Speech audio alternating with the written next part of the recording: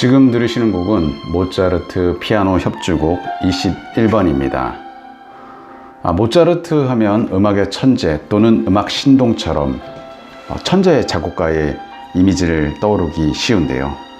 실은 모차르트는 타고난 천재가 아닌 노력형 작곡가였습니다. 그의 노력 뒤에는 아버지 레오폴트 모차르트의 헌신을 빼놓을 수 없는데요. 오늘은 천재 작곡가 모차르트와 그의 아버지에 대한 이야기를 해보겠습니다.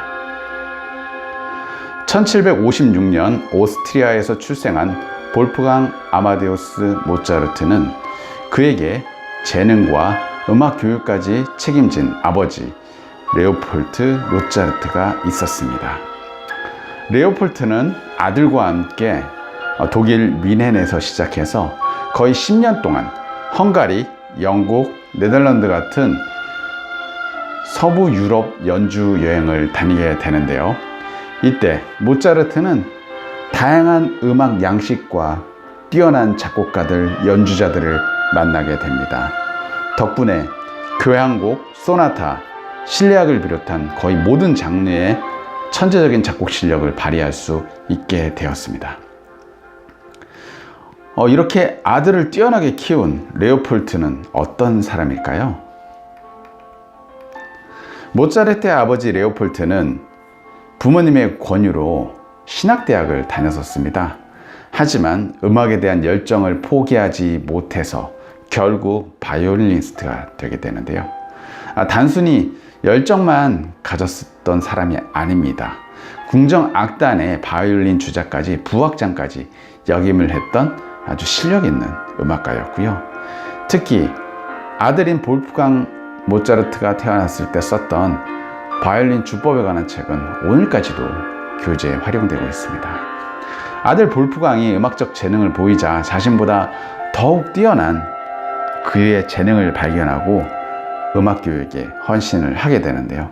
그 덕분에 우리가 천재로 알고 있는 모차르트가 탄생하게 된 것입니다.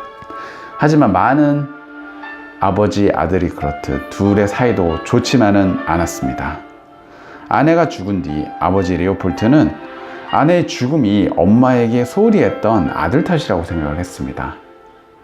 반대를 무릅쓰고 부모가 마음에 들어오지 않는 결혼을 했던 볼프강 때문에 결국 부모와 자식 간은 서먹해지고 소원해지고 서로 연락도 잘 하지 않게 되었던 거죠. 아들을 위해 헌신했던 아버지, 아들에 대해서 너무나 큰 배신감을 느꼈을 것입니다.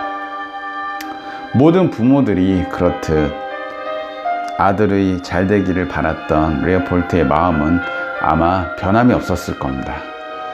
그런데 모차르트가 한 연주회에서 발표했던 작품에 아버지 레오폴트는 눈물을 흘리게 됩니다. 성공의 정점에 있던 모차르트 연주에 초대받은 아버지 레오폴트. 이때 아버지와의 화해를 위해 준비한 모차르트의 곡이 있었습니다. 바로 레오폴트 본인의 곡을 이용한 연주로 아버지에 대한 존경을 표한 작품이 바로 지금 듣고 계신 피아노 협주곡 21번입니다. 오랜 세월 서로 사랑했던 가족, 그리고 모차르트의 모든 재능과 성공의 밑바탕을 읽어낸 아버지 레오폴트. 피아노 협주곡 21번. 이제는 조금 더 다르게 들리지 않으시나요?